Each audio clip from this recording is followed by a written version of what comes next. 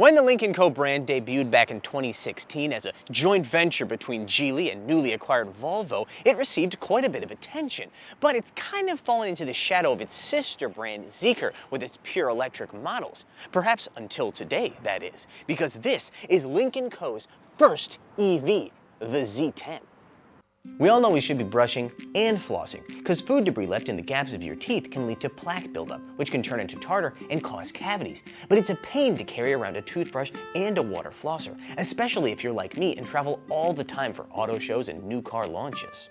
That's why I'm so delighted to introduce the sponsor for today's video, the Sedan Neos 2. The Neos 2 makes it easier to maintain good oral health by combining the two into a single, highly portable device with exceptional cleaning power. The Sedan Neos 2 uses high-frequency vibrations and a water flossing pressure of 124.3 psi, 20% higher than a traditional water flosser.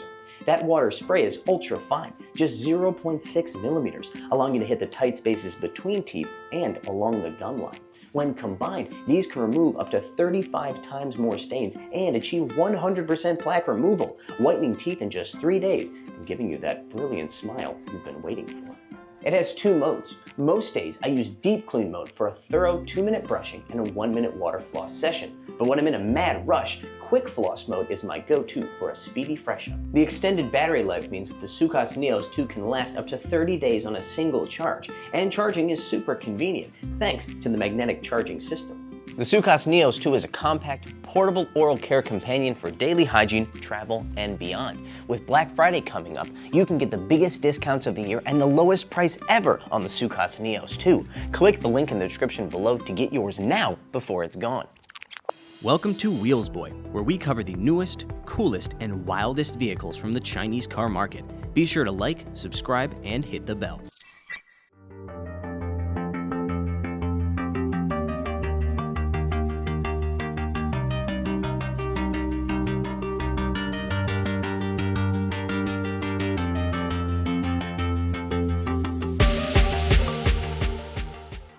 And what a way to join the EV market, because just look at this thing.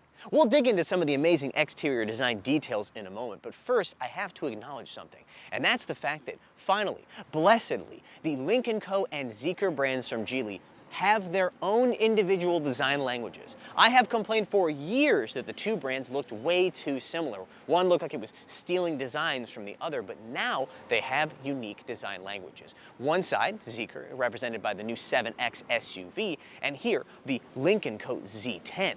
Both of them look good in their own individual ways. This latest iteration of Lynk Co's design language takes all the things that I liked about the previous cars and distills them down into something that's a bit more minimalist. For example, it still has the lower headlight here, but it adds this very cool individual LED look. Up here, the DRLs still extend deep into the hood and the fender, just like previous cars, but they've been shrunken down, made more blade-like. It really just looks more futuristic. This front end is covered in interesting details, but one that I will point out right now that I really like is the way that the DRLs not only extend into the hood and fender, they also go up just a little bit, so they're visible from the side of the car as well. It just adds a little bit more visually interesting flair to the design. The good news keeps on coming too, because unlike so many other electric sedans, the overall proportions of the Z10 are also quite beautiful, especially when equipped with the optional 21-inch wheels like this. My favorite view, however, is the one you're looking at right now, the rear 3/4. I absolutely love the way that these two surfaces interact, with this upper one melding into an absolutely beautiful butter smooth hip right here. On the back, you've also got a beautiful wraparound LED taillight that is unmistakable from every angle. Altogether, I think this makes easily the best looking rear end of any Chinese EV sedan you can buy.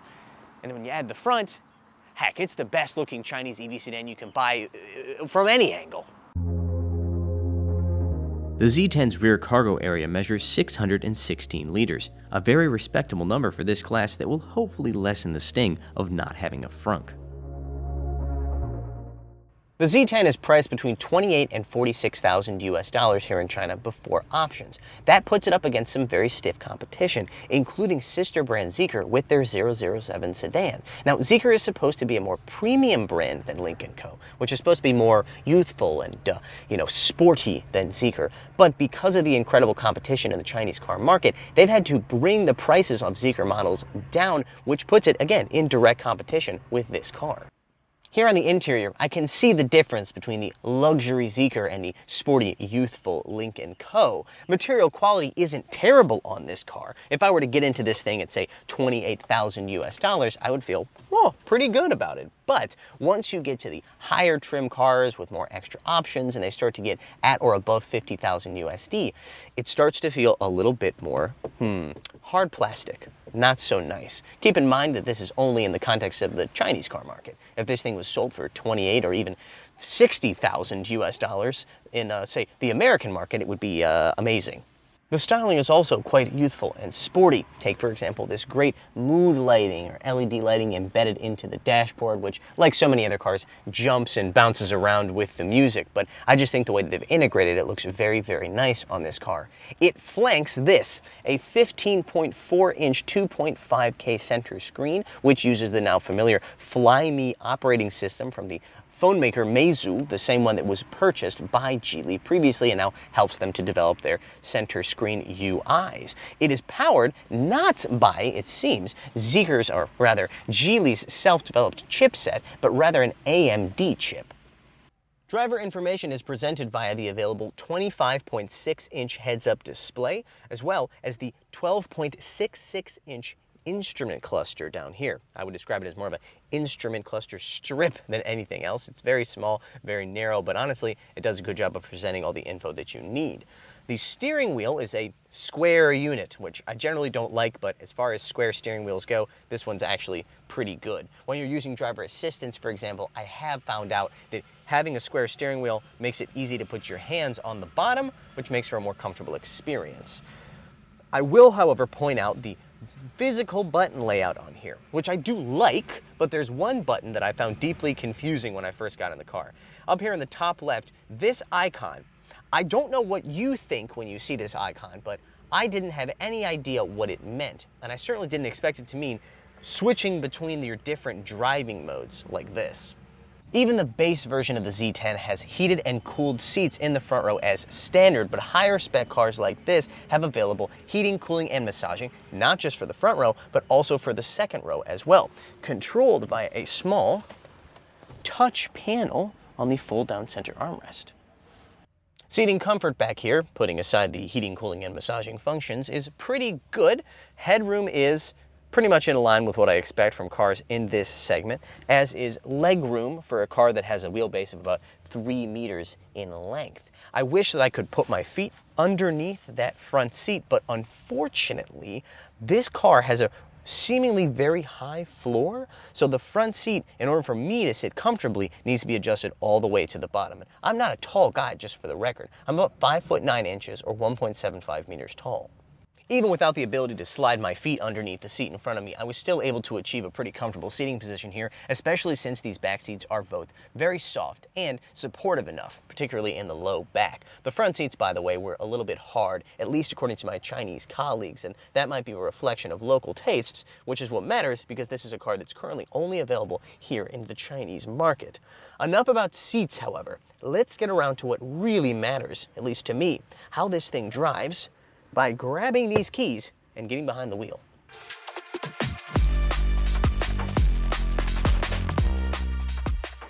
Time for a data dump. This thing has 3 different powertrains available. First of all, there are 2 rear motor versions. Those make 200 and 310 kilowatts respectively, or about 270 and over 400 horsepower. If that's not enough for you, and honestly it probably should be, you can upgrade to this, the dual motor version, which uses the same 580 kilowatt, or near as makes no difference, 800 horsepower powertrain as the Zeekr 001. The 0 to 100 kilometer per hour times for those powertrains are 6.8, 5.9, and 3.5 seconds respectively. There are two different LFP battery packs available for this car, measuring 71 and 95 kilowatt hours. The range is anywhere from 602 all the way up to 806 kilometers on China's CLTC cycle.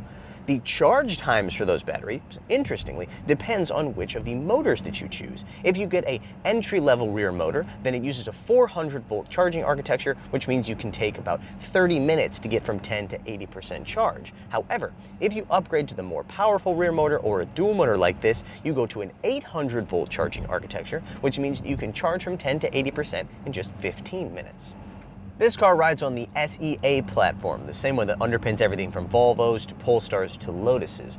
It, combined with the available dual-chamber air suspension, means that this thing rides very, very well and feels very solid, almost approaching the kind of solidity that you get from premium brands like Audi or Mercedes-Benz. Not quite there, but we're getting closer and closer by the day. That air suspension has adjustable stiffness and height. In the comfort mode that we're in right now, I think this would make a fantastic daily commuter, absorbing all the various cracks, bumps, and potholes that you run into in a city like Shanghai. If you up it all the way to the most performance-oriented setting, which is Sport Plus mode, it gets quite stiff, but it does eliminate almost all the body roll that you get in comfort mode. The trade-off, of course, is that when you're going over a bumpy road, it's like this, which is why right now I am not in Sport Plus mode or the camera would be shaking the whole time. I recently described another SEA platform vehicle, the Zeekr 7X, as the best handling Chinese SUV currently available.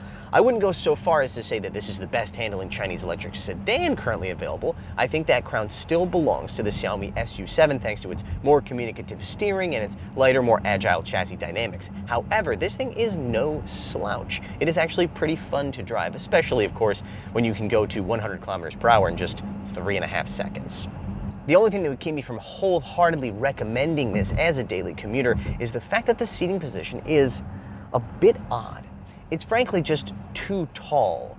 I understand that issue in a car like the Neo ET5, which has battery swapping, so it needs to be able to package all of that under the car, but this car does not. It's a regular battery setup, so I'm not sure why the seating position feels so darn tall. It feels like this visor right here is about 2 inches from the front of my forehead, and it makes the overall cabin feel that much less comfortable than it should. So keep that in mind if you were thinking about buying one. The fact that the Z10, with this level of comfort, features, and performance, isn't automatically the most competitive car in this segment really says more about the Chinese car market than it does about the Z10. I do, however, think that just based on the looks alone, this might be the car that brings Lynk Co out of Zeekr's shadow.